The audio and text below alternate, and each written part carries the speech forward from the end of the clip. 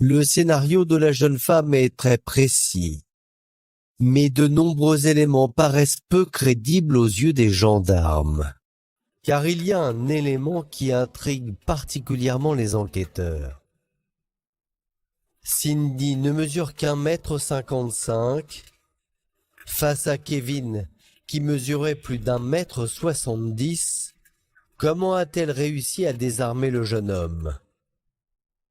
Comment a-t-elle asséné plusieurs coups de couteau avec une telle force? Je doute sur la première version qu'elle donne, dans le sens où la violence et les coups qui ont été portés ne correspondent pas. Bien sûr qu'il y a quelque chose qui cloche. En tout cas, c'est une question qui, moi, m'a complètement obsédé. Enfin, voilà un squelette qui est découvert, porteur de stries provoquées par des coups portés avec une arme blanche. Le squelette est marqué. Donc ça signifie que les coups ont été assénés avec puissance. Alors forcément les gendarmes se demandent si Cindy n'a pas bénéficié d'une aide extérieure pour tuer. Notamment celle de son ami d'enfance, Johan. Souvenez-vous, le jour du meurtre, il était avec elle. Ont-ils commis le crime à 4 mains? Les enquêteurs décident de s'intéresser de plus près à la personnalité du jeune homme. Et ce qu'ils vont découvrir est particulièrement inquiétant. Johan, 1,93 m, 95 kg, le teint blafard, un physique très particulier, des cheveux noirs de jet, un look gothique, il ne porte que des gros godillots avec des clous, des manteaux en cuir noir. Dans les petits villages de l'Ariège, Johan ne passe pas inaperçu. Et ce n'est pas uniquement pour son look. Comme en témoigne Chris, le meilleur ami de la victime, qui l'a croisé à de nombreuses reprises. Le souvenir que j'ai de lui, c'était le premier abord, c'est une personne très seule et très triste qui veut donner une image. Lui, ce qu'il aimait faire, c'était tuer des chats, enfin, tout ce qui était un peu sataniste. Il a inventé qu'il avait commis 3 meurtres, qu'il avait tué 3 types à Colmar, qu'il avait un scorpion égyptien, qu'il avait la passion de tuer les chats et les éventrer. Il racontait qu'il avait un grimoire magique qu'il tenait d'un héritage familial, que les sortilèges qu'il contenait étaient absolument terrifiants, qu'il provenait d'une famille d'empoisonneurs célèbres. Enfin, il aménage, j'ai envie de dire, un personnage tout droit sorti d'un film ou d'un livre de médiéval fantastique. Johan semble réellement fasciné par la mort.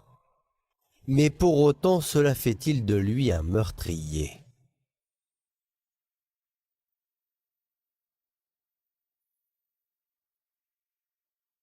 Est-ce qu'ils sont face à un menteur, un mythomane, qui s'invente ce personnage et où rien n'est vrai?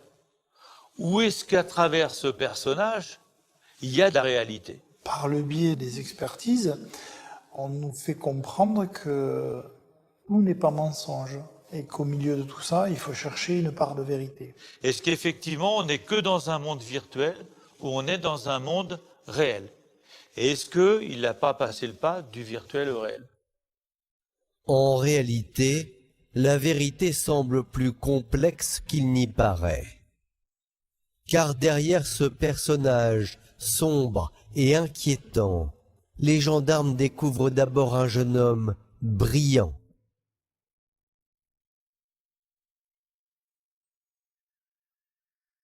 Johan a grandi dans l'Ariège.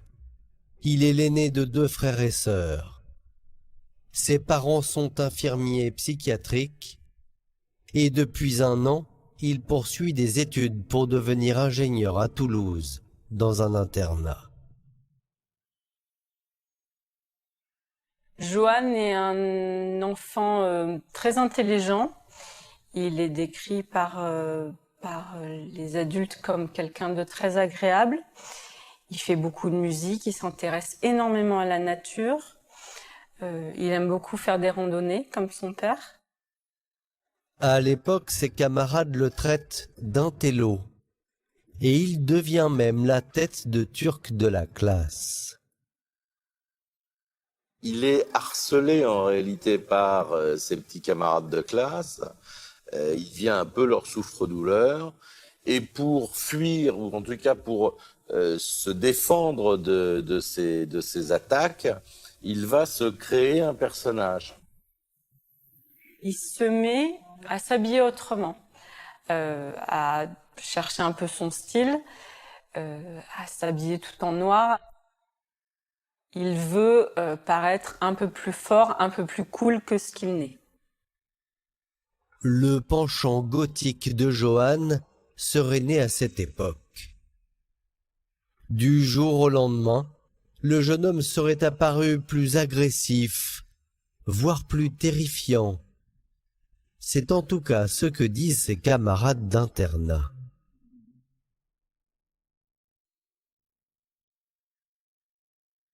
Ses amis vont présenter un visage de Johan qui s'apparente véritablement au plus terrifiant des serial killers.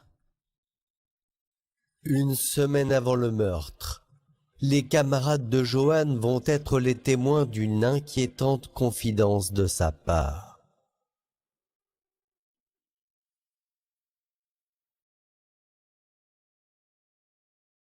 Il va expliquer à ses camarades de promotion que pour son anniversaire, elle va lui offrir de tuer quelqu'un. Il va expliquer que la personne en question, finalement, sa vie n'a pas du tout de valeur parce que ce serait quelqu'un qui aurait eu des problèmes avec la justice. Il va expliquer que cette personne est quelqu'un d'athlétique, ce qui colle avec Kevin, et que donc, pour ce faire, il va falloir habilement préparer la mise à mort. Il explique comment ça va se passer.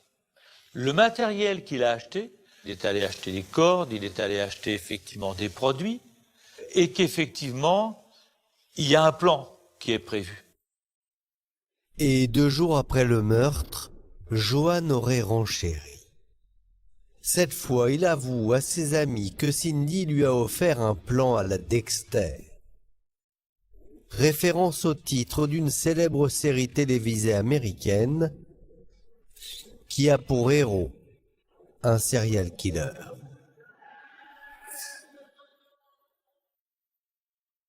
Il va leur dire, mais fièrement, avec une satisfaction, ça y est, c'est fait, j'ai eu mon cadeau, je l'ai tué. Il va indiquer qu'au moment où ils vont l'amener sur ce chemin, eh bien, c'est là que le processus mortel va commencer. Il va expliquer qu'ils vont arriver à l'endormir avec le produit.